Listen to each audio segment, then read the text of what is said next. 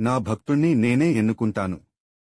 నా భక్తుడు ఎంత దూరాన ఉన్నా పిచ్చుక కాలికి దారం కట్టి లాక్కున్నట్లు రకరకాల మిషల మీద నేనే వారిని నా వద్దకు రప్పించుకుంటాను. ఎవరూ వారంతట వారుగా నా వద్దకు రారు. గురువుకు పగ్గాలు అప్పగించి నిశ్చింతగా ఊరక కూర్చుంటే చాలు. చేయవలసినదంతా నేను చేసి మిమ్మల్ని చివరికంటా గమ్యం చేరుస్తాను. సద్గ్రంథాలు చదువు, దేవుని నామం ఉచ్చరించు, నీకు ఉన్నదాంట్లో అవసరమైన వారికి కొంత దానం చెయ్యి. వెనుక ఎన్నో జన్మలలో మీతో ఉన్నాను. ఇక రాబోయే జన్మలన్నింటిలోనూ మీతో ఉండగలను.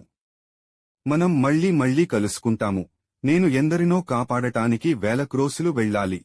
ఈ మసీదు తల్లి చాలా దయార్ద్ర హృదయురాలు. ఆమె ఒడిని ఆశ్రయించిన వారి కష్టములన్నీయూ తొలగిపోయి ఆనందముగా ఉంటారు. దయామయుడైన ఈ ఫకీరు నిన్ను తప్పక రక్షిస్తాడు. నాయందు విశ్వాసముంచుము, భయపడకు, ఆందోళనపడవద్దు.